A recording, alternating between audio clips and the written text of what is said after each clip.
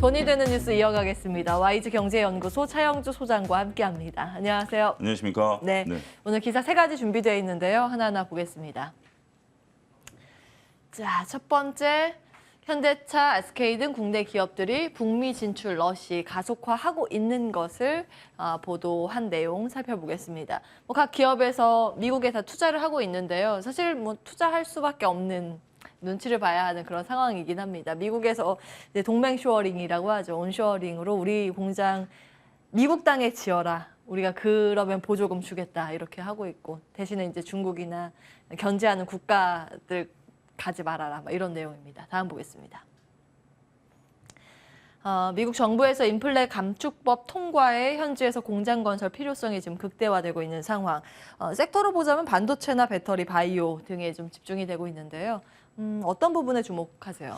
이것을 간단하게 볼 문제는 아닌 것 같습니다. 이제 미국 같은 경우는 보통 그 큰 그림을 가지고 이 경제라든지 이런 것들을 좀 가져가는 그런 경향이 맞는데요. 얘기하신 것처럼 지금 미국의 공장을 지어라. 이거는 바이든 대통령이 던진 화두가 아닙니다. 이미 과거 민주당 정부였던 오바마 대통령이 던졌던 화두거든요. 그때 이제 오바마 대통령이 그러니까 그 전만 하더라도 우리가 이제 글로벌 공급망이라는 것이 어떻게 유지가 돼 있었었죠. 그래서 저임금 국가에서 생산한 것을 미국에서 소비하는 그러한 형태를 좀 펼치고 있었습니다. 어떻게 보면 리카르도라는 사람 이름을 제가 언급할지 몰랐습니다만 그 자유무역이 이제 시작이 된 거죠. 전반적으로 우리가 이제 중국이라는 거대한 자원과 기술과 값싼 노동력이 있었던 곳이 세계 공장 역할을 했었는데 이제 중국과 이제 미국이 상당히 이제 힘겨루기 양상을 좀 펼치기 시작했다라는 거죠. 실질적으로 미국과 중국이 힘겨루기를 하려고 딱 보니까 공장이 중국에 다 있는 겁니다. 그러다 보니까 미국이 여기서 이제 화들짝 좀 놀랐다 이런 표현이 맞겠죠. 그래서 이제 오바마 대통령부터 해외에 나가 있는 그러니까 미국 기업이 해외에 나가 있는 것들이 들어오면 두 가지 혜택을 볼 수 있다라고 본 거죠. 첫 번째는 미국 내에서 고용이 늘어나니까 고용이 늘어남에 따라서 미국의 재정이 튼실해질 수 있다는 거고요. 두 번째는 언제든지 중국과 싸울 때 우리가 뭐 물자라든지 제품을 가지고 타격을 입지 않을 수 있다. 이런 어떤 안보 문제까지 생각을 하게 된 거죠. 그래서 이제 본격적으로 그전에는 이제 어떻게 보면 하나의 그냥 들어와라 정도였는데 이제 바이든 행정부에서는 구체화됐다라고 말씀드릴 수가 있겠죠. 공장을 지어라. 어떻게 보면 바이든 대통령은 미국 공장이 해외에 나가 있는 건 들어왔는데 이제 바이든 대통령이 글로벌리 미국에서 물건을 팔려면 미국 내 공장에서 물건을 만들어야 되고 그렇지 않으면 우리가 너희들에게 차별을 주겠다라는 겁니다. 팔지 말라는 얘기가 아닙니다. 차별은 뭐냐? 다양한 세제 혜택이라든지 보조금 혜택을 가지고 인센티브를 주겠다라는 겁니다. 이 안에 들어가지 못하게 된다라면 상대적으로 가격이 올라갈 수밖에 없겠죠. 그래서 우리나라 기업들이 이 그 공급망에 좀 들어가려고 노력들을 해야 되는 그런 상황이죠. 지금 이제 나온 것들이 반도체, 배터리, 바이오 이게 이제 인플레 법안에 통과된 대표적인 것들인데요. 자, 그럼 뭐 우리 당연히 가야죠. 가서 이제 만들어내서 팔아야 되는 겁니다. 근데 그게 과연 좋을까요? 장단이 있죠. 분명 존재합니다. 우리가 기업들은 어떠한 상황에서도 자신들의 위치를 잘 알고 생존력을 가지고 있는 거죠. 우리가 이제 저도 깜짝 놀랐습니다. 우리가 중국과 수교하기 전에 1980년대에도 중국과 무역은 하고 있었어요. 지금도 북한과 무역은 하고 있습니다. 이제 극소수긴 합니다만 결국 우리가 기업인들은 전 세계 어디를 다니면서도 무역을 그러니까 이제 이런 일을 하거든요. 근데 한쪽에 일방적인 쏠림 현상이 드러나면 부작용이 있을 수 있다라는 거죠. 그런 부분들 때문에 지금 이제 대표적인 치포 동맹 아니겠습니까? 거기에 이제 치포 동맹이라든지 반도체 지원법에 들어가게 된다면 중국과 또 일정 부분 척을 둬야 되는 그런 부분들이 있기 때문에 이러한 기사는 지금 현상을 나타내는 기사다라고 말씀드릴 수가 있겠습니다. 이것이 이 기업들에게 새로운 모멘텀으로 작용한다라기보다는 지금 글로벌리 돌아가는 여러분들의 경제 상황들을 좀 인식을 하고 거기서 셈법을 나타내야 된다라고 보는 거죠. 미국에 가는 것은 다양하게 어떤 뭐 세제 혜택이라든지 지원해서 거기서 매출이 어떻게 보면 공장을 증설하는 거지 그게 매출이 늘어나는 것도 또 아니에요. 그러니까 확정된 건 아니죠. 그런 부분들을 보면 이러한 기업들의 투자 그리고 앞으로 이런 성과가 어떻게 나타날 것인가 중기적 관점에서 추적 관찰해야 되지 않을까 말씀드릴 수가 있겠습니다. 일종의 압박으로 인해서 가는 것도 있을 거예요. 그렇죠. 여기 미국에 공장을 짓지 않으면 앞으로의 구체적으로 언급은 안 됐습니다만 관세 등의 다른 어떤 안 보이는 조치를 취해서 이제 불이익이 갈 수도 있다라는 그런 공포가 분명히 깔려 있는 그런. 단순한 결정이 예로 됐나요? 우리나라 현대차 같은 경우 아이오닉 5를 지금 이제 당장 미국과 가격 경쟁력이 이제 떨어지게 되잖아요. 예. 뭐 안 팔리는 게 아니라 이제 1,000만 원이란 돈 세제 혜택이 사라질 때 가격 경쟁력이 떨어지니까 2025년부터 공장이 완공되면 거기서 생산해야 되는데 지금 이제 제가 지난번에 말씀드렸던 것처럼 현대차는 라인을 옮기는 게 노조랑 협의 사항이거든요. 예. 그럼 우리나라에서 생산을 못하고 미국에 생산하게 된다면 우리나라 공장의 입지가 줄어들 수도 있다라는 거죠.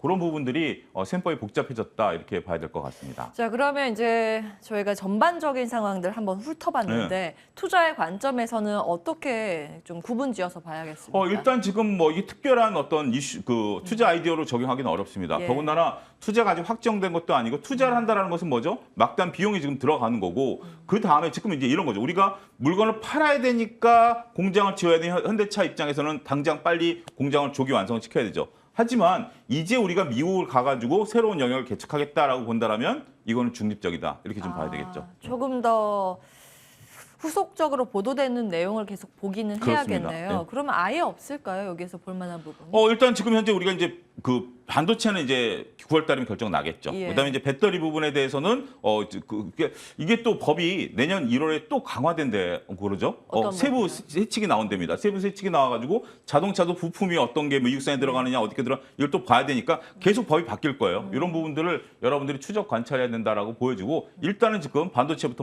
먼저 하나 보고 자동차는 일단은 2025년까지 한번 좀 지켜보고 바이오 같은 경우 이제 뭐 SK그룹 같은부터 시작해서 지금 여러 가지 투자를 하겠다라는 부분들인데 바이오는 확실하게 지금 뭐 나오는 것들은 없잖아요. 그래서 좀 이렇게 구분해서 당장 여기서 뭔가 투자 아이디어를 찾으려고 본다라면 특별히 우리가 찾기는 쉽지 않다 이렇게 봐야 될 것 같습니다. 예, 혹시 뭐 예를 들면 사실은 저는 이런 그 내용의 투자 아이디어로 다른 쪽에서 좀 연결을 해볼 수 있다고도 생각이 네. 들거든요. 예를 들어서 이제 미국 같은 경우에는 중국에서 뭔가 소재나 뭐 중간재나 이런 거를 갖다가 만드는 걸 싫어하기 네. 때문에 그쪽과 좀 자유롭게 뭐 내재화가 돼 있는 그런 기업 같은 경우에는 어떻게 보세요? 예를 들면 뭐 포스코 그룹이 그렇게 지금 준비를 하고 있는데. 부각이 그러니까 이제 준비가 되고 있는데 여러분들 우리가 그런 거죠. 똑같은 뭐 A사 그러니까 이제 제가 물건을 만드는 입장이에요. 그러면 예. 공급 라인이 중국이 있고 예를 들면 인도가 있다라고 치고 똑같은 제품이다라고 보겠습니다.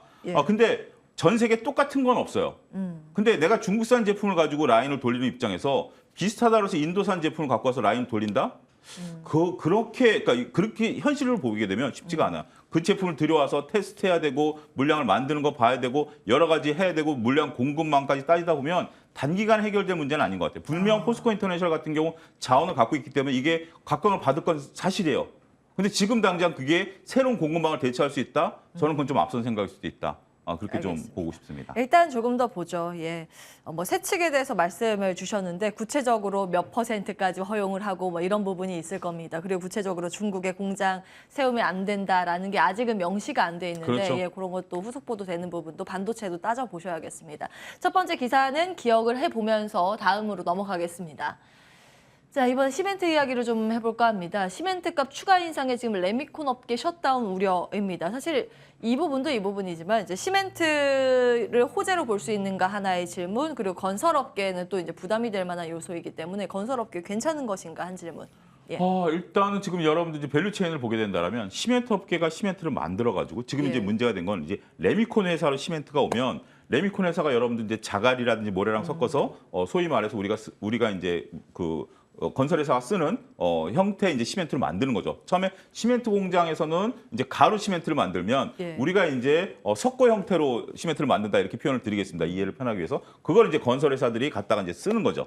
근데 중간에서 지금 이제 그 레미콘 업체들이 끼어버렸어요. 예. 그러니까 시멘트 업계가 올해 지금 2번 지금 가격을 올린 겁니다. 2번 예. 가격을 올리는데 레미콘 업체에서 70%가 시멘트인데 이걸 올려서 그럼 자기네들 높은 가격에 받아와서 만들면 원가가 올라가잖아요. 그래서 건설업체에게 단가를 올리려고 하니까 건설업계가 콧방귀도 안 끼고 있답니다. 지금 뭐 만나주지도 않고 있는 상황이고 그러니까 레미콘 업계가 어떻게 보면 시멘트 업계한테 물건을 받는 자기네들이 조금 갑의 위치에 있으니까 그쪽 가서 사장을 만난 거예요. 그래서 이제 서로 이제 얘기를 했습니다만 아직 뚜렷한 결론을 내리지 못했습니다.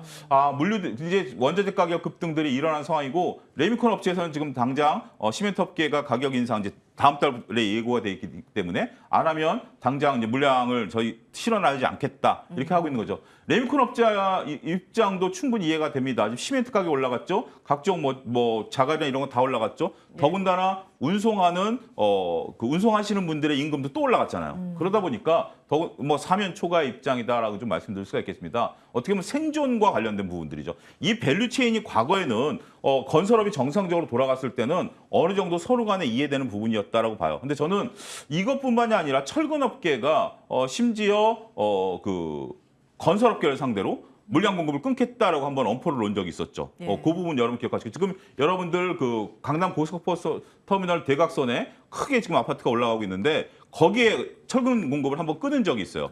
그 어마어마한 그 지역에. 근데 어떻게 보면 철근업체는 하청업체잖아요. 제가 이제 표현이 협력업체잖아요. 협력업체인데 협력업체가 대기업을 상대로 물량을 끊겠다? 몇 가지 아이디어가 있어요. 왜냐하면 우린 도저히 이제 그러니까 나중에 입장이 바뀌어서 분명히 철근 가격이 내려가게 된다면 건설업계 입장에서는 괘씸하지 않을까요? 지금은 당장은 니네가 갑이지만 우리가 나중에 갑이 됐을 때 두고 보자라는 그러니까 사람이 그렇잖아요. 그럼에도 불구하고 왜 그랬을까? 첫 번째는 이제 생존과 관련된 절박함이고요. 두 번째는 우리나라 건설업이 지금 이번에 280만 호 정부가 계획이 나왔습니다만 신도시 개발 빠졌잖아요. 그러다 보면 과연 건설업계가 지을 수 있는 어떤 과거의 영광을 되찾을 수 있을까? 그 부분도 한번 고민해 보여야 될 것 같아요.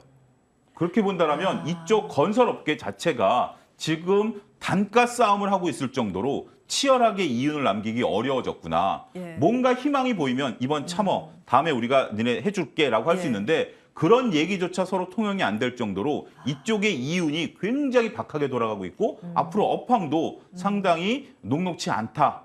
이 부분을 우리가 여기서 캐치해야 될 포인트가 아닌가 싶습니다. 지금 상황이 얼마나 심각하면 이런 네. 결정까지 나오겠느냐. 그렇죠. 코너에 몰려있는 상황에 대해서 말씀을 주셨습니다. 투자의 관점에서는 그럼 어떻게 정리해봐야 될까요? 그러니까 별로 이쪽 업계에 대해서는 그러니까 시멘트 업계가 지금 단가를 올린다라고 해서 예. 단순하게 우리가 이제 뭐 한번 봐야 된다 이렇게 봤는데 예. 저는 이쪽 건설업계 전반적으로 앞으로 영업이익이 그렇게 크게 못 나올 것 같아요. 그렇군요. 그리고 시멘트 업계에서도 지금 10%씩 올린다라는 것을 과연 밀고 갈 수 있을지도 의문이고요. 그런다 하더라도 지금 시멘트 업계 그 전반적으로 건설 자체가 줄어들면, 예. 그러니까 시멘트 업계도 이렇게 따지겠죠. 우리가 물량이 늘어난다라면 감내할 수 있지만 물량이 늘어나지 않을 거라고 봤다라고 보면 건설업계는 당분간 시세를 좀 크게 내기에는 쉽지 않을 수도 있다. 저는 그렇게 보고 싶습니다. 시멘트 쪽도 건설 쪽도 중립 의견으로 네. 주신 걸로 정리를 하고요. 마지막 기사 간략하게 보겠습니다. 엔터에 대해서 좀 볼 텐데, 아름다운 사진이 나와 있고요. 다음 바로 보겠습니다. 경기 침체는 남의 일이다. 네. 우리는 경기 침체를 타지 않는다. 엔터 쪽에서 목소리가 계속 나오면서 증권가에서 목표가 줄줄이 상향 조정이 나오고 있다고 합니다. 어떻게 보고 계세요? JYP의 블랙핑크가 지금 뭐 역대 최고의 싱글 앨범. 자, 이들의 공통점을 말씀드릴게요. 공통점이 뭐냐면 3분기에 영업이익이 급증할 것으로 예상되는 기업입니다. 2분기까지는 좋아. 뭐 어떻게 됐든 넘어왔지만 가만히 보니까 엔터 같은 경우는 이제 3분기부터 이제 시작이고 에코프로비행 같은 2분기, 3분기 다 좋고요. 한국타이어는 2분기가 생각보다 좋았으니까 이 추세로 갈 거고요. 나중에 셀트리온의 FNF 같은 경우 지금 추세가 이어질 거다라고. 나름대로 다 속내는 다릅니다만 3분기 우리가 경기 둔화를 예상하고 있는 상태에서도 이익이 급증할 거로 증권사가 판단하고 있다라는 공통점을 갖고 있게 된다라면 우리가 이런 기업들에 대해서 여러분들이 한번 각각 개별 리포트를 구하시던 아니면 2분기 실적 나오고 그다음에 IR 자료들 다 있거든요. 그런 걸 통해서 투자 아이디어를 분명 찾아내셔야 한다. 결국 주가는 이익을 따라간다라는 명제를 절대 잊으셔서는 안 되고요. 이익이 급증할 거로 증권사를 보고 있기 때문에 그 부분에 포커스를 한번 맞춰야 되지 않을까 싶습니다. 명확한 근거가 있는지 없는지를 볼 필요는 있고, 이들에 대해 레포트를 각각 좀 근거에 대해서 체크해 볼 필요는 있겠습니다만 경기 침체 우려에도 불구하고 실적이 계속 잘 나올 기업은 무언가 있다라는 관점에서 한번 좀 기억해 볼 필요는 있겠습니다. 혹시 눈여겨보신 종목 있어요? 이 중에서? 저는 여기서 에코프로비엔과 JYP 엔터가 좀 눈에 들어오고요. 롯데쇼핑은 이제 우리가 그 소비 양극화가 일어나는 부분들 때문에 예. 백화점 매출은 늘어나지만 이마트 매출은 줄어들거든요. 그런 부분에 주목했지만 요거는 좀 퀘션 마크. 예. 한국타이어 같은 경우도 이제 어떻게 보면 글로벌 자동차 업황과도 관련이 있는 거죠. 그리고 타이어라는 게 아무래도 좀 교체 수기가 좀 늘어날 수도 있죠. 그런 부분들. 그러니까 여러분들이 이 리포트를 보시고 스스로 판단하시면 될 것 같아요. 실적이 잘 나오는 부분하고 그런 것들에 대한 결정은 스스로 내리셔야 된다는 점도 다시 말씀드리겠습니다. 여기까지 듣겠습니다. YG경제연구소 차영주 소장과 함께했습니다. 고맙습니다. 감사합니다.